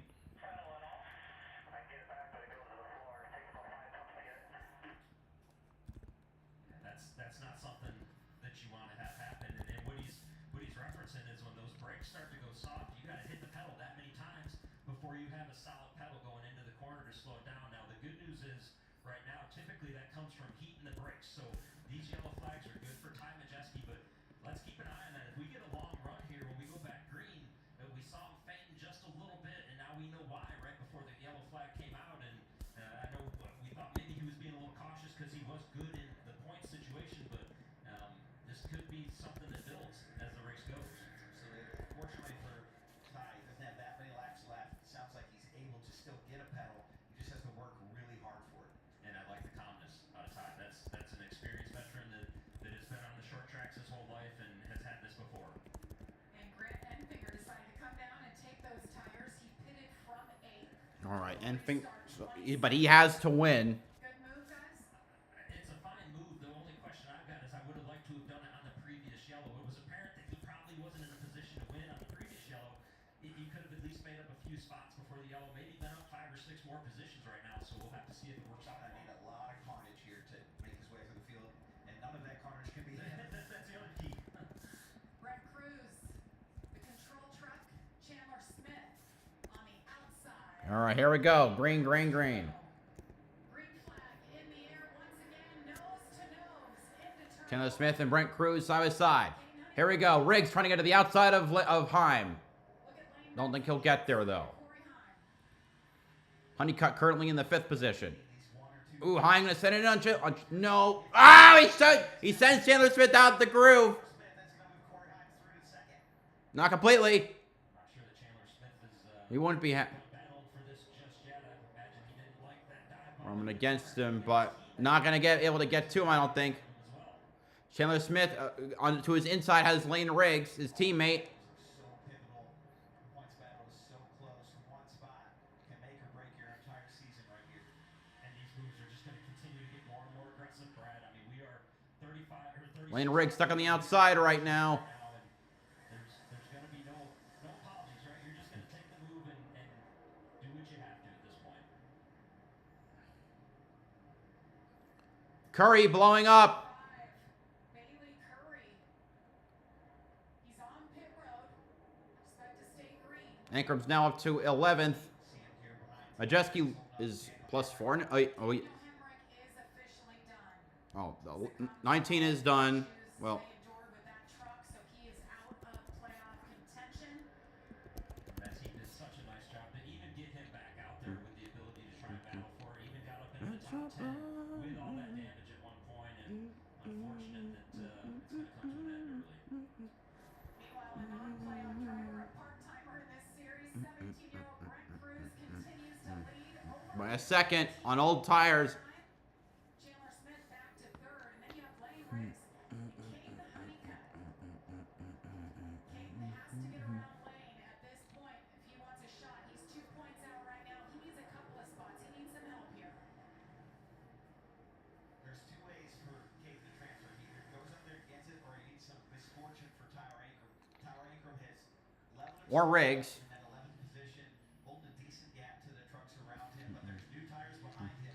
So this could get really chaotic if this next 32 lap stays green. Racing with his visor up. Is that just to get some fresh air in there? Absolutely. He's all eyes forward right now. This is his season. He's done a great job. Had a lot of adversity throughout the year, and he's still in contention right here. And I'll tell you, if he can stay this close to Lane Riggs for the next 30 laps, he's got a shot at that kind of the last lap Hail Mary here to make his way in. And I think the flip side, if he does get by Lane Riggs right here, it's almost like a 2-for-1 pass because it takes a point away from Lane. That would put Lane back to +1 to the cutoff, and it would make him -1. So you're getting even closer right there. And how much more important right now, Jamie, is this is shaking up right now. You look at the left side of your screen, Lane Riggs with the fastest lap of the race emblem next to his name. How much more important does that become? That 1 point could be the difference in the moment. Unbelievable. An entire season comes down to this moment and can be defined. Your season can be defined by that 1 point that gets you to Phoenix. See on the left side of your screen there, Tyler Ankrum battling for every spot he can get. 2 to the good right now. That's 2 positions right in front of him. But he would love to have those. Because Tyler Ankrum has that 2-point cushion. But Caden Honeycutt, if he gets 1 point, it's right there in front of him, right? So it changes the whole philosophy here for what Caden Honeycutt needs to do if he's 2 versus 1 points behind. Now, Caden Honeycutt ties here with Tyler Ankrum. The tie break would go to the 52. Well, second playoff driver out of this race, Daniel Hemrick. He's standing by with Amanda. Because Enfinger is not going to win. The garage area. Daniel, how will you digest tonight for yourself? I couldn't hear a single word you said, but yeah, I'm just proud of the fight of everyone in this NASCAR number 19 team. I appreciate Matt and I being made on board, and really appreciate everything that all the care, Big Time Truck, Subway, Hood Casino, Puppy Bank, everything that everyone's given us all year, including Chevrolet, and just go and be in that spot. We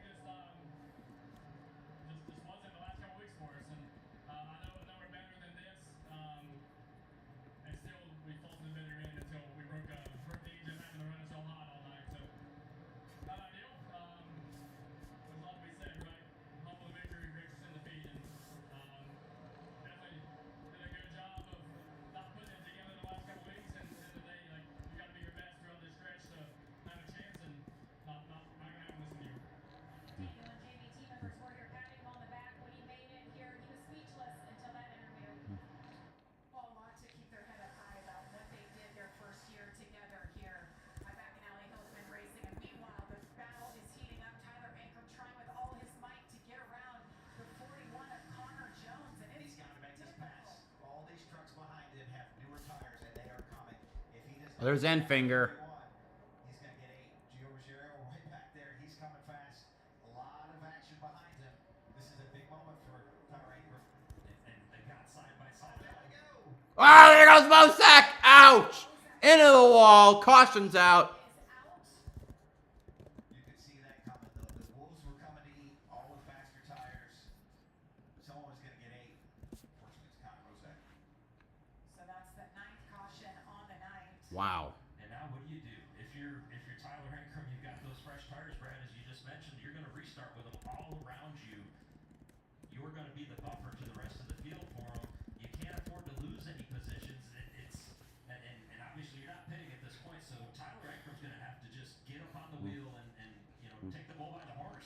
Absolutely. Probably here with about 15 laps to go. There's 21 now. This caution will probably be a 5 or 6 lap caution.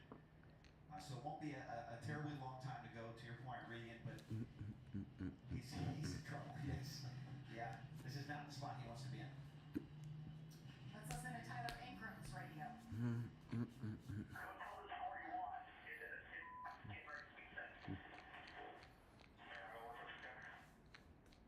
Yeah, and I had a feeling we were going to hear that. Well, while we were talking to Daniel Hemrick and Amanda was talking to Daniel Hemrick, you saw them get side by side, and Tyler was trying to complete that pass. They leaned on each other quite a bit through the corner right there with that side by side battle. And when you're racing for points and racing for an opportunity to win a championship, you get frustrated really quick with guys. And not that the 41 of Connor Jones was doing anything wrong. He's outrunning his race as well.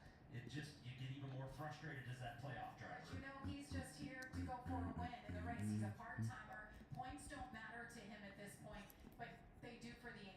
100%. He's not doing anything wrong. He's just running his race, to your point. And, you know, if you're Tyler Ankrum, like, I have so much on the line. Well, give me a little break. You know, but that's not what racing is. That's, in fact, that's exactly the opposite of what racing is. We're supposed to be racing each other for every point, every position, every lap. Well, start your Saturday strong as resurgent UCLA takes on the number 2 Indiana. Then it's a big 12 clash between 11th ranked BYU and Iowa State. It all starts with big news Saturday, only on Fox. How about Indiana? How about those Hoosiers? Your Indiana teams are having a good year, JB. It's very impressive for them. It'll be a great game tomorrow on Fox at noon. The Pacers, who almost won the championship last year. The Fever did great. It's good to be an Indiana fan. And even Chase Briscoe, a Hoosier, punching his ticket to the championship for. You know, Take it's a couple weeks. a big state. There's so many wagons to jump on if you're from Indiana right now. Wow, how do you pick one? I'll tell you the wagon that I'm watching is the Caden Honeycutt wagon. 2 points back. Tyler Ankrum is up against the ropes. What kind of move is Caden Honeycutt going to make here when we go back green? You know, I'm curious what his mindset mentality is. He could find himself in trouble and get over aggressive here and hand this to Tyler Ankrum. This is a big moment. Brad, he just needs to get up on the wheel like you've done twice before here in the Cup Series. Got a couple of those grandfather clocks. There he is. Those were good days. I gotta tell you, winning at Martinsville, it's one of my favorite Look wins at in my you. entire career. It was just an incredible feeling. You know, this track has so much, you know, kind of heritage, history to our sport, and then that clock. It's got to be one of the coolest trophies in all sports. It's one you can actually put in your. They got a new company to do the clock because the company Howard Miller, the parent company for the Ridgeway Clock Company, went out of business. They don't put that in the office or somewhere else. That you can put it right out for everybody to see it. That was a good one. We're happy as always to have you, Brad, in the middle of your season. Joey Logano's been doing this as well. I know you guys have a lot on your plate this time of year, so we appreciate it. This is awesome. You know what I love about calling the race? I get to see all these different camera angles. And for the people at home, there is so much action on this track at Martinsville. I don't even know how we know what to show. There's just stuff everywhere. That's Martinsville. There's battles in 5th, 10th for the lead. This is just such an action-packed racetrack. Glad everybody's joining us. It's Brad Kozlowski, Regan Smith, I'm Jamie Earl, Todd Bodine, Amanda Busick, all with you here as we take a look back at the start of this race. That restart for Lane Riggs went south quick. Yeah, this affected a number of the playoff competitors. We see here contact for Norm Benning. He was 3 wide, then he was 2 wide. He gets turned around just a little bit there, and Daniel Hemrick now since has fallen out of the race. Tough race for him. Yeah, this moment really stood out for me. Rajah Carew, contact with Caden Honeycutt, cuts down a left rear tire, spins out into the outside wall, turns 1 and 2. This will end his day in his playoff hopes. And that moment, Brad, was also the one that really shook it up for the rest of the playoff competitors. Tyler Ankrum, we see having a bad pit stop right here. The pit con on the left front broke. They had trouble on the right front, and then it broke over on the left front. He's really not been able to pass many trucks since then as he's got Meyer back in the field, but they've gotten track position other ways to get him back to the plus good right now. And remember, Tyler has those older tires and the guys around him. He will restart 11th. Brent Cruz, though, in the 1, doing a heck of a job once again. All right, here we go. Cruz will have Heim next to him for this restart. He's got his team Here we go. We're green again. here, restarting second. Aggressive for Honeycutt. To the, it's going to almost 3 wide. Gonna pass Riggs. Gonna pass Chandler Smith, maybe. Tricon truck side by side. Chandler Smith gave him room. He knows what's on the line. And that's Honeycutt up to 3rd. Cruz, a little bump and banging on Heim in the corner to keep him ahead.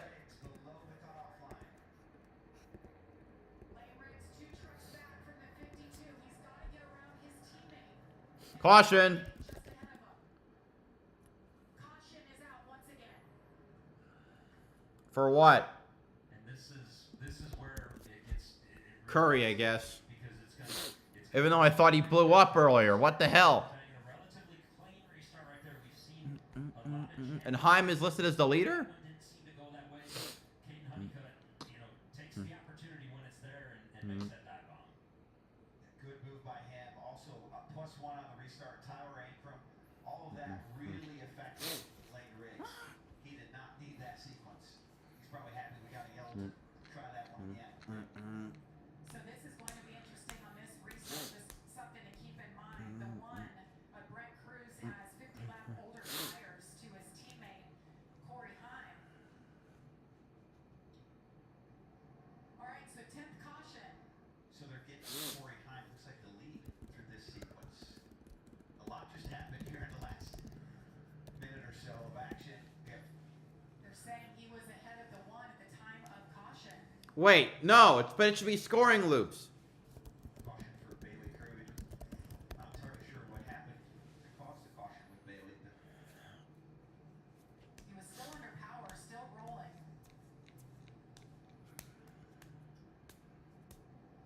Well, I don't know about y'all. My palms are sweating for these guys right now, and trying to, just trying to understand. Okay, who needs a spot? What are you gonna have to do? And as much as we've talked about, do the drivers want to know? They want to know, but at this point in the race, the crew chiefs aren't going to be able to update them enough. I think 12 to go. The crew chiefs to these playoff bubble drivers is going to have to be every spot you can, take everything you can get, no matter what. one of the things I'm really curious about in this next restart, Lane Riggs, he's positioned in P5. He's in a spot to where he can make a very aggressive move. He only needs one position. He has one of those trucks as his teammate. This restart is going to be epic. Caden Honeycutt took full advantage of that last restart. Brad, you mentioned it. He got those much needed positions, and that has him right now above the cut line by just 1 point over Lane Riggs, who is 2 trucks behind him.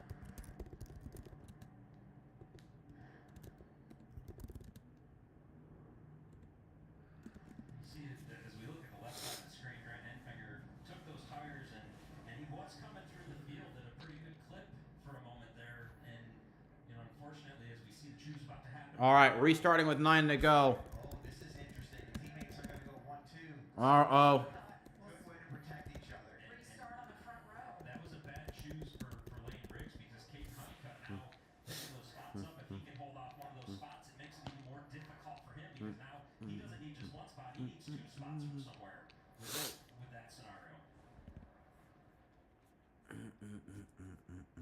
Jeske holding on strong there. Honeycutt has never won a race. That's the reminder. It's going to restart 6th here. And you mentioned Grant Enfinger, just his situation right now back in 12th. He's in a must-win at this point. Yeah, and I think that, at this point with these yellows, the tires probably are not likely to work out for him at this point, but it was a good attempt. So here we go, Corey Heim. Here we go. God. Caden Honeycutt on the Green, green, green. Great start for Heim. 34, watching him. Can he pick up Ooh. this up here on the one? He takes Where's Honeycutt? Is he going to be able to slide in? Nope. Not yet, at least. All right, now he's in 2nd. Really key restart for Caden Honeycutt, able to get down into the 2nd position right here. That's exactly what he wanted once that outside lane had opened up for him to start on the front row. Ooh. Lane Riggs really needs this position on his teammate. Yeah. Well, he's been really rough on his team, and that also, I think, got the 30 and been into Brent Cruz. Oh! Contact for Majeski in the wall. Riggs tried to block Ty Majeski. Lost the spot to Tanner Gray and LaJoy, who's on fresh tires. Big clear right there to get back down in line. He was wounded there for a second. Here comes Connor Jones trying to get to his outside. 7 laps to go. Oh! He got contact from Connor Jones. Here comes Ankrum. Great restart. His lane keeps moving. He's gaining points. Is Majeski going to fall out? And now all of a sudden, Ty Majeski, as he's losing another position potentially right here, Brad. He's fading Now fast. he's the guy that we've got to really look at. And Oh, he's wide! That was a terrible corner. Lost Ankrum's past him. Oh, Connor Jones is around. 41. Connor Jones, a few trucks involved here. The caution comes out for the 11th time. Oh, Majeski's in a lot of trouble right here, guys. And Garcia Perez as well. Save for him. And we know his brakes are not. And Sutton. Dawson Sutton is able to refire. That restart completely. Barely avoids going a lap down. Sutton does. Tower Ankrum +2 on the restart. And of course, Ty Majeski losing 3 or 4 spots here. Here's Majeski, just 1 point above. Let's take a look at that contact. Ty Majeski there outside in the 98. You can see this truck is bouncing. yeah, it just went right up the racetrack. That was Really strange. odd. Also blocked Enfinger from gaining a lot of positions there. Yeah, that was after the wall contact on the restart.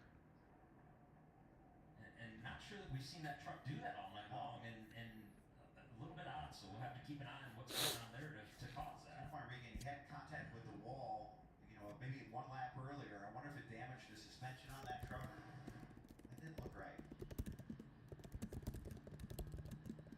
Let's listen to Majeski's radio.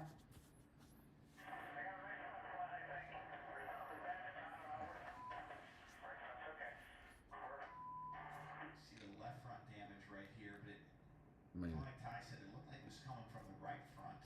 And I don't think that left front, it's not even rubbing, so I don't think that's anything. And I kind of imagine he says Here's where he got in the wall right here off of turn 2. Oh. Pretty good contact. yeah, that's a good hit into the wall. and Lane just thinking he was clear, right? It's the end of the race. You're taking every inch that you can take right there. And Ty's not going to back out either in this moment. You see it, he gets the worst of it.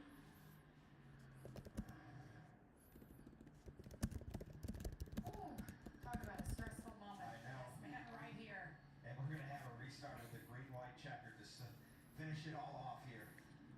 Lane Riggs 1 point back. He's got his teammate around him. Todd. Yeah, Jamie, the guys in the booth hit it right on the money. Talked about the front of Ty's truck bouncing. Well, earlier in the race, Ty complained about it bouncing. Told his crew chief, Joe Shearer, it's exactly like it was in the spring. It's got that same bounce. So, spot on, guys. Yeah, and the unfortunate thing right now for Ty is, there's no more pit stops. You got 2 laps to go, and he's just going to have to find a way to wheel that truck around the corner for these last 2 laps. And right now he's 1 to the good. So can he find a He's way? 1 point. And I guess where I'm scratching my head a little 2 bit laps, is Regan. So he needs 2 laps. 2 laps. But do you take the inside? Do you take the outside, knowing that how can you hold him off better? What lane do you pick based on that? All right, guys, it's going to be the first attempt here at NASCAR overtime. As the leader. Or is it overtime? Come out at turn 4. You see the overtime rules. It's a 2-lap shootout. The leader takes the white flag. The next flag will end the race, whether it's green or it's caution. So we're looking at this kind of 4-way battle between 18 Tower Ankrum, the 52 Cape County, got Ty Majeski 98, and Lane Riggs 34. All of these guys are within 4 points of each other. So it will not take much for this to dramatically reshape based on what happens on this restart. There's room for 3 of them. There's not room for 4 of them. And much like the previous restart, this choose is going to be critical, right? Who takes what lane? Why do you select which row you select? And it honestly can be 1 bump can send you back 4 positions in 1 corner. So this thing's going to keep shaking up here, on this restart for this green white checkered. And I don't know that we're going to know until well after they cross the start finish line who's going to be racing in Phoenix for a championship. And when all this is happening, Corey Heim is just smiling, saying, I think I can give me another one right here. All right, so we see Lane Riggs able to take the outside, move up to the 4th position on the outside. So he'll have Brent Cruz to his inside and his teammate Chandler Smith out a little better for Yes, that's +1. He didn't have to do anything for it. exactly. That worked out a little bit. Now he's got to do something. He's got to hold him off and keep that outside. He must think Chandler Smith's going to let him down to be able to keep that spot.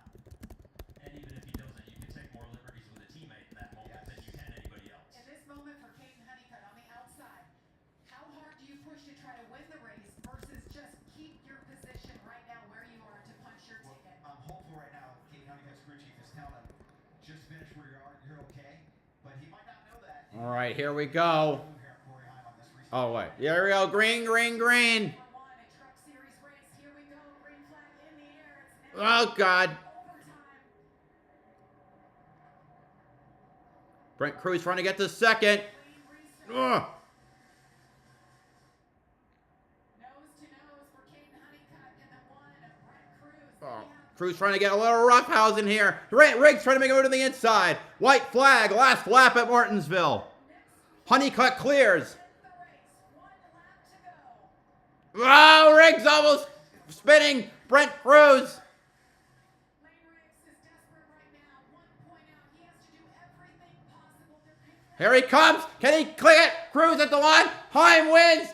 Ah, at the line. And Riggs might have squeezed in.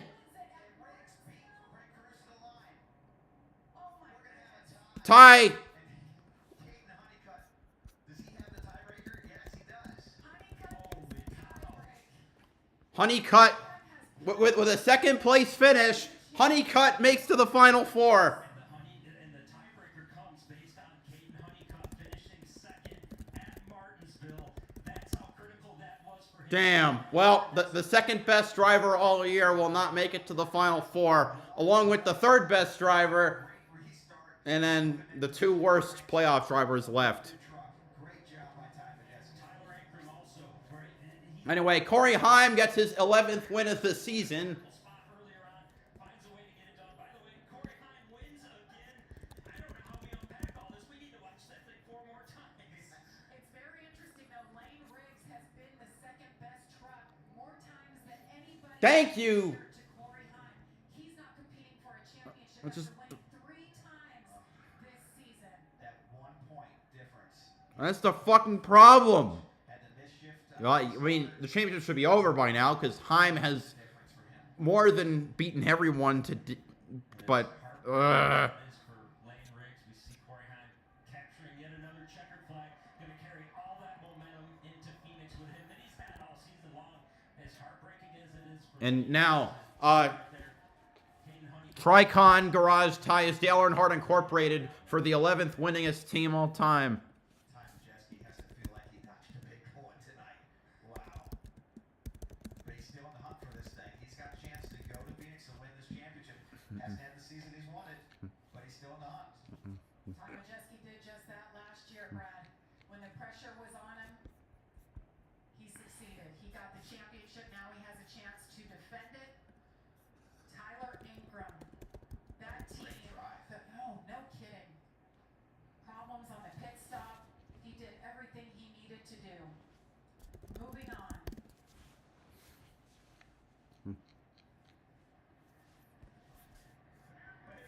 Corey Heim, what a season. His third playoffs. Well, so your final four: Corey Heim, Ty Majeski, Tyler Ankrum, and Caden Honeycutt. He had a great race too. You know, real quiet, smooth race. Look at all the win stickers, Brad. He'll take one more. Well, let's hear from our winner. He's with Amanda. Corey, there was a lot happening in this race, but it is no surprise in a historic season you pick up yet another one. You told us in qualifying you wanted the momentum heading to Phoenix. Who wins the 2025 championship?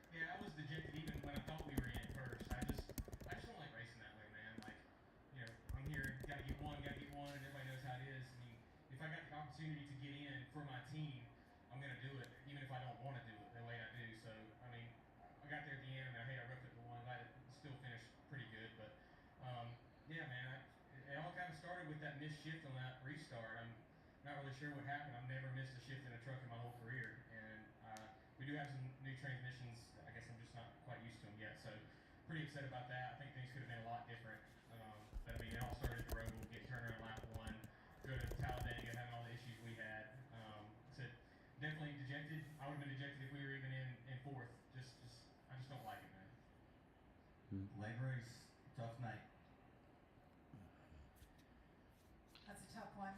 Yeah, he's had a great season. You know, he's been in position. He was, you know, if I'm Corey Heim, I'm kind of happy about that, to be honest, because he was my top competitor to go to Phoenix and compete against me. So Lane's been really fast. That team's been really strong. Just didn't come together for him, like you said, a lot different reasons why. And crazy to think you finish 3rd in this race and you get some good points, but you know, Lane referenced it and you said a number of times the shift that he missed that could be ultimately the difference, and he was scratching his head right there, and wow. And it goes back to the 21st place at the Roval as well. Let's hear it from Ty Majeski. Well, here with Ty Majeski, that was pretty interesting race there. He ended up making it to our championship 4. Certainly not the fashion we wanted to do it. Well, so I'm gonna call it for tonight. Well, you know, if you told me Tyler Ankrum and Caden Honeycutt were making the Final 4, I would have slapped you. But here they are. Heim hopefully wins next week, as he deserves to. But this format means anything can happen. Thanks everyone who came out. See you tomorrow for the Xfinity race. BowserJrXD signing off. Have a good one.